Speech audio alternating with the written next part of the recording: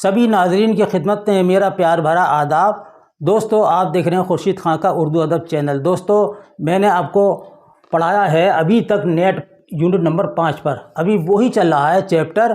آج ہم لے کر آئے ہیں کربل کتھا۔ کربل کتھا کو لے کر آئے ہیں۔ کربل کتھا کس کی تصنیف ہے؟ یہ فضل علی خان فضلی کی تصنیف ہے اور شمالی ہند کی پہلی تصنیف ہے کربل کتھا۔ اسی طرح بہت سی نثری کتابیں ہیں۔ دیکھیے، اگر ہندوستان کی نثری کتاب کو سمجھا جائے تو جس کا سوالات آتے ہیں کہ نثری داستان، پہلی داستان کس نے لکھی ہے، تمثیلی داستان یا داستان کس نے لکھی ہے، تو ملا وجی نے لکھی ہے۔ کون سی داستان ہے؟ سبرس ہے۔ اردو کی پہلی داستان ہندوستان کی اگر بولی جائے گی تو وہ ہوگی سبرس، اور شمالی ہند کی بولی جائے گی تو وہ ہوگی کربل کتھا۔ یاد رکھیے گا دوستو، قدم راؤ پدم راؤ یہ اردو کی مثنوی ہے، ٹھیک ہے، یہ اردو کی مثنوی ہے۔ اور شمالی ہند کی مثنوی کون سی ہے؟ وہ ہے دوستو افضل پانی پتی کی وکٹ کہانی۔ تو اس طریقے سے بہت سی کتابیں ہیں، اور نو سرہار جنگ یہ مرثیہ ہے اردو کا پہلا، جو اشرف بیابانی نے لکھا تھا۔ یہ میں آپ کو بتاتا ہوں 1903 میں لکھا تھا، اور یہ دونوں کتابیں لکھی گئی تھیں دوستو بہمنی عہد کے دور میں لکھی گئی تھی۔ اسی بہمنی دور کے عہد میں بندہ نواز گیسو دراز، بڑے بڑے بزرگ، اعلیٰ پائے کے بزرگ ہیں، انہوں نے اردو کی بڑی خدمت کری ہے۔ چکی نامہ جو اردو کی پہلی نظم کہلائی جاتی ہے، بندہ نواز گیسو دراز کی ہے۔ اور معراج العاشقین اردو کی کتاب ہے، وہ بندہ نواز گیسو دراز کی ہے۔ تو اس طریقے سے دوستو یہ کچھ کتابیں ایسی ہیں جو ہمیں یاد رکھنا ہے۔ تو آج ہم لے کر آئے ہیں کربل کتھا۔ کربل کتھا یہ شائع ہوئی ہے دوستو 1145 ہجری، اور مطابق ہے دوستو 1732، اور کہیں کہیں 33 بھی آتا ہے، مطابق 1732 کربل کتھا، ٹھیک ہے۔ کربل کتھا یعنی تحقیق کے مطابق اردو کے شمالی ہندوستان کی سب سے پہلی کتاب ہے۔ تحقیق کے مطابق کربل کتھا کو فضل علی فضلی نے نواب شرف علی خان کی فرمائش پر لکھا۔ کس کی فرمائش پر؟ نواب شرف علی خان کی فرمائش پر فضل علی خان نے کربل کتھا لکھی تھی، جو محمد شاہ کے زمانے میں عہد میں لکھی تھی، 1732 میں لکھی تھی۔ فضل علی خان فضلی کی کربل کتھا تبازات داستان نہیں ہے۔ تبازات کا مطلب ہے خود کی لکھی ہوئی نہیں ہے، یہ کتاب انہوں نے ترجمہ کری ہے ملا حسین وائس کاشفی کی فارسی کتاب روضۃ الشہداء کا ترجمہ آسان اردو میں کیا ہے۔ جس طریقے سے میر امن نے میر وائس حسین کاشفی کی کتاب اخلاق محسنی کا آزاد اردو ترجمہ کیا تھا فارسی سے، اور کتاب کا نام رکھا تھا گنج خوبی۔ تو ملا حسین وائس کاشفی نے بہت ساری کتابیں فارسی میں تصانیف کی ہیں۔ تو یہ کتاب جو ہے مولوی کریم الدین نے سب سے پہلے طبقات الشعراء ہند کے ذریعے کربل کتھا کو اہل علم کے درمیان متعارف کرایا۔ فضل علی خان فضلی کربل کتھا پر نظر ثانی کری، یعنی کہ دوبارہ اس پہ نظر ثانی کری کہ کچھ اور کو کمیاں تو نہیں ہیں۔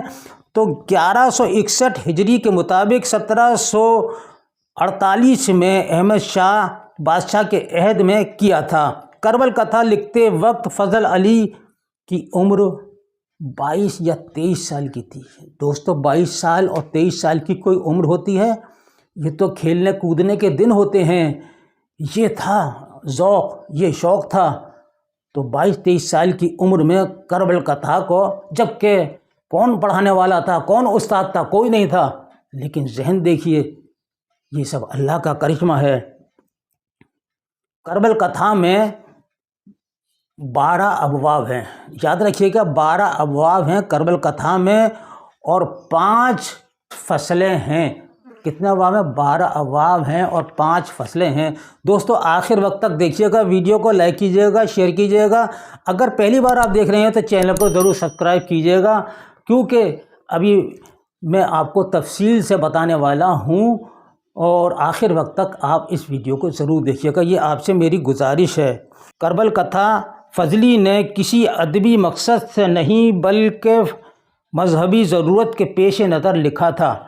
کربل کتھا کے مصنف فضل علی خان فضلی ہیں۔ یہ ایک کتاب 1732 میں لکھی گئی اور خود مصنف 1748 میں اس کتاب پر نظر ثانی کی اور اسے ترمیم کے بعد دوبارہ شائع کیا۔ اس کتاب کو شمالی ہند کی اردو کی سب سے پہلی نثری تصنیف مانی جاتی ہے۔ دوستو سنوں کا الٹ پھیر ہو جاتا ہے، کوئی ایسی بات نہیں ہے۔ یہ محمد شاہی دور کی تصنیف ہے۔ ملا وائز حسین کاشفی کی فارسی مشہور کتاب روضۃ الشہداء کا یہ فارسی سے اردو میں ترجمہ ہے۔ محرموں کی مجلسوں میں بہت پڑھی جاتی تھی۔ ملا وائز حسین فارسی کی کتاب بہت پڑھی جاتی تھی، مگر فارسی میں ہونے کی وجہ سے لوگوں خاص کر عورتوں کی سمجھ میں نہیں آتی تھی۔ فضلی نے خود لکھا ہے کہ انہوں نے اسی وجہ سے اس فارسی کتاب کو اردو میں کربل کتھا کے نام سے منتقل کر دیا ہے، تاکہ عوام اسے اچھی طرح سمجھ سکیں اور اس کا خاطر خواہ فائدہ اٹھا سکیں۔ اس کتاب کا موضوع کربل کتھا کے پردرد سانحہ اور شہدائے کربلا کے واقعات سے متعلق ہے۔ اس کے تمام واقعات تاریخی اور مذہبی اعتبار سے لکھے گئے ہیں۔ اس کتاب کے ہر باب کا عنوان مجلسوں پر رکھا گیا ہے۔ پہلی مجلس، دوسری مجلس سے لے کر 11ویں مجلس اور 12ویں مجلس تک اس کتاب میں 12 ابواب ہیں اور ہر باب میں الگ الگ واقعات پیش کیے گئے ہیں۔ غرض کہ یہ کتاب روضۃ الشہداء کا اردو ترجمہ ہے۔ دکن میں ترجمے کی روایت بہت پہلے سے چلی آ رہی تھی اور وہاں نثری تصانیف بھی سامنے آ چکی تھی، لیکن فضلی نے ان روایات سے ہٹ کر ان کی دکنی تصانیف سے واقف نہیں تھے، اس لیے انہوں نے کربل کتھا کو اردو کی پہلی نثری تصنیف قرار دیا۔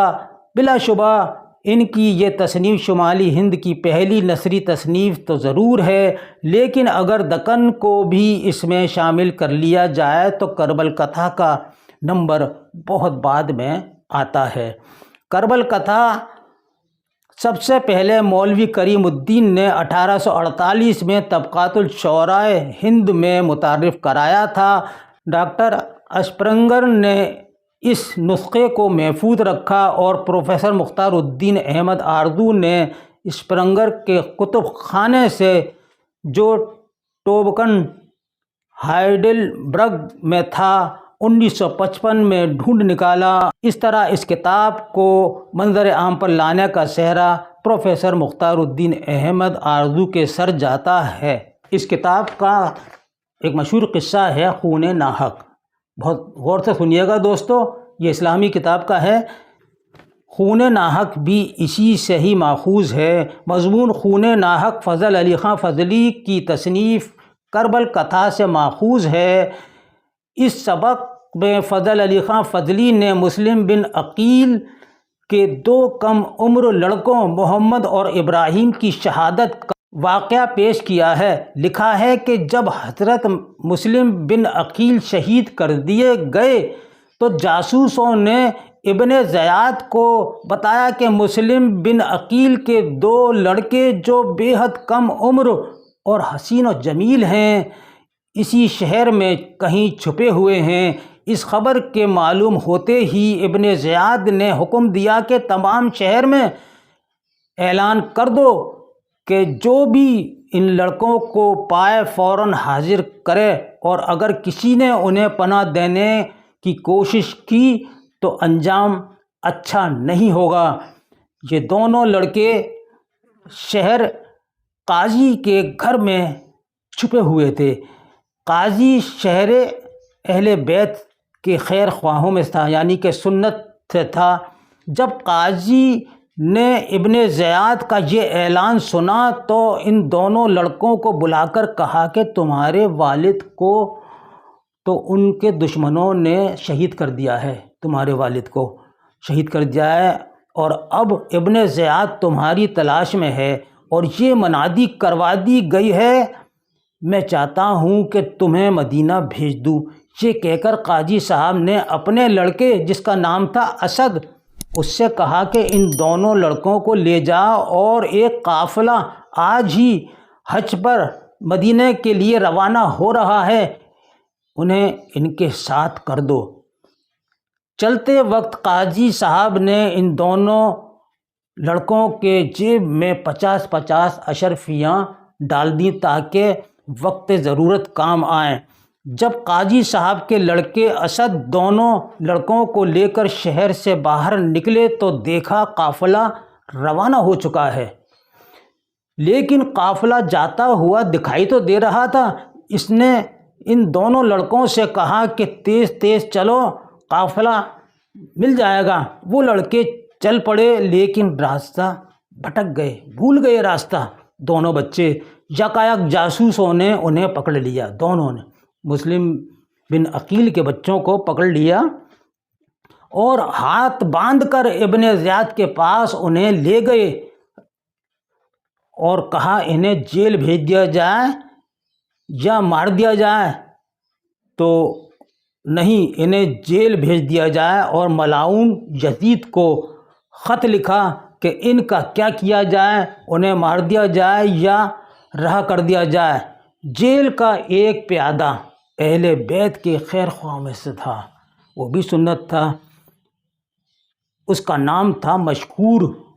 اس نے بڑی ہمدردی کری، اس کا نام تھا مشکور۔ مشکور نے خفیہ طور سے انہیں جیل سے نکالا، کھلایا پلایا۔ جب رات ہوئی تو اپنی ایک انگوٹھی انہیں دی اور ان سے کہا کہ یہ راستہ قادسیہ کی طرف جاتا ہے اور یہ راستہ خطرے سے خالی ہے، یہاں کوئی خطرہ نہیں ہے تمہارے لیے، تم قادسیہ چلے جاؤ، وہاں میرے بھائی رہتے ہیں، یہ انگوٹھی صرف ان کو دکھاؤ گے تو وہ تمہیں مدینہ پہنچا دیں گے، پہچان جائیں گے کہ میرے بھائی نے بھیجا ہے۔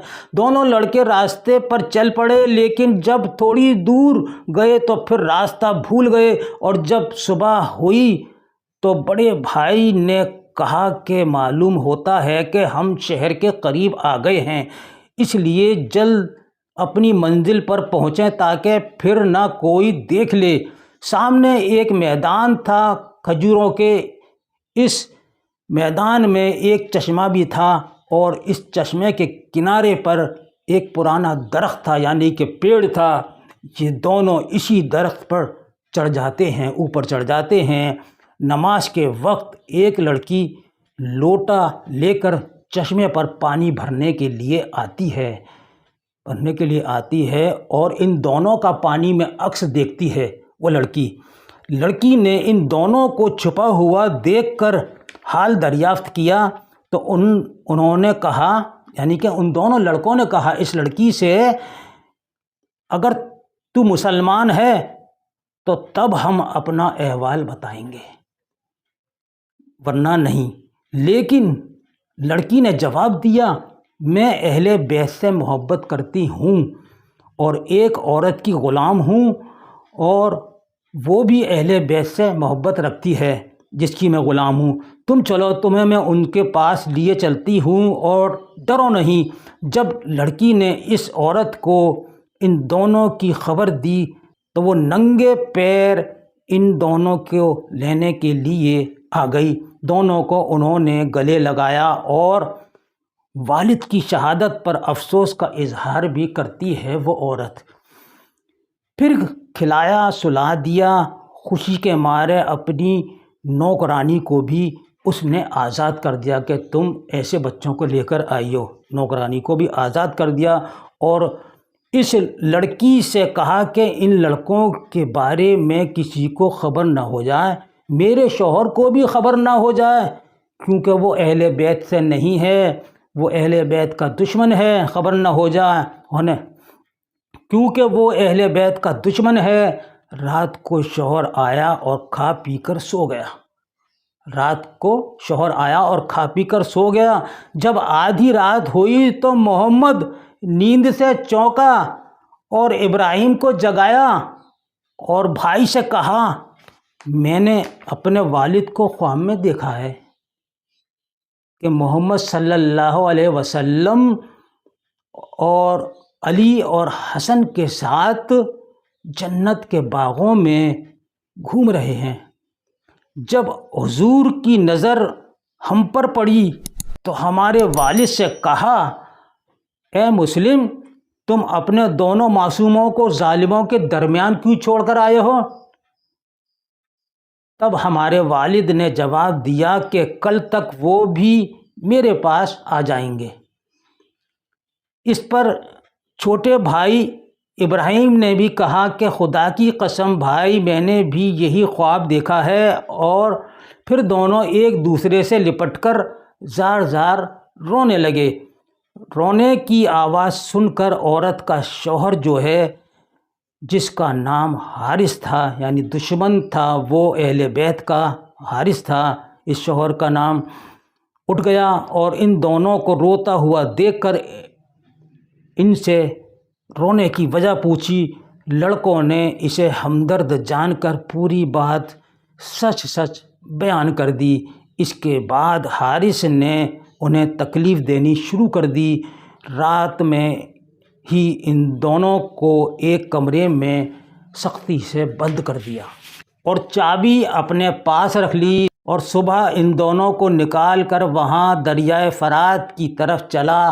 چلتے چلتے اس نیک عورت نے، جو حارث کی بیوی تھی، ان بچوں کو بچانے کے لیے شوہر کی بہت خوشامد کی، لیکن حارث نے کسی کی کوئی سفارش قبول نہیں کی اور اپنے غلام کو تلوار دے کر بولا کہ ان کی گردن کاٹ دو۔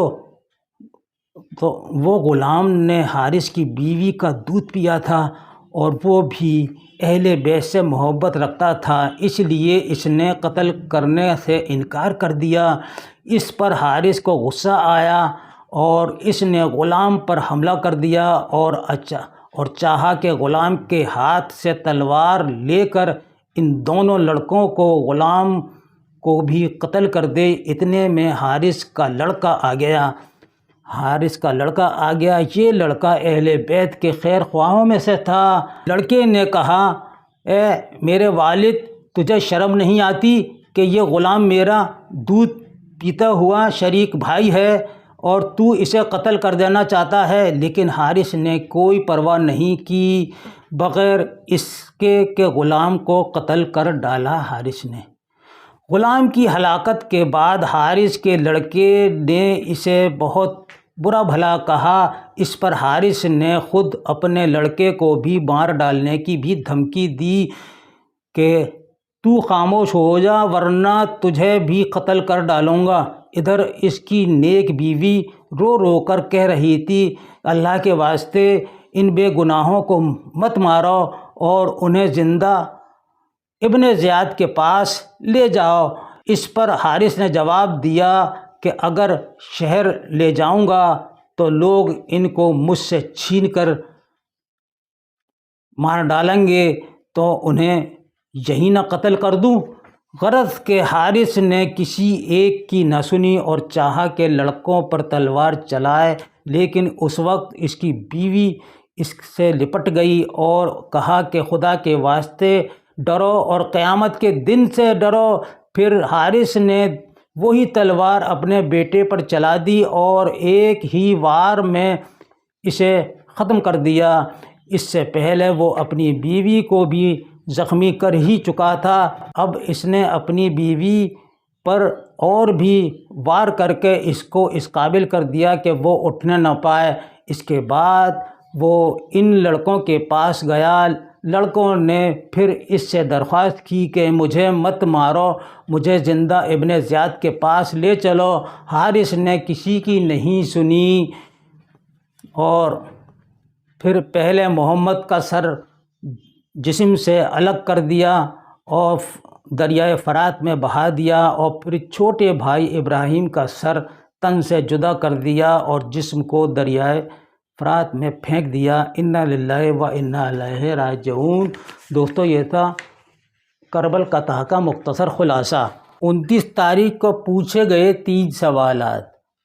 سب سے پہلا ہے صبرس کو سب سے پہلے مولوی عبدالحق نے کس رسالے میں شائع کیا تھا؟ تو جواب ہے رسالہ اردو۔ بادشاہ عقل کا بیٹا دل کا جگری دوست کون ہے؟ تو وہ ہے نظر۔ تیسرا سوال ہے دل عقل کا لخت جگر بیٹا ہے وہ کہاں کا بادشاہ ہے؟ تو سیستان کا بادشاہ ہے۔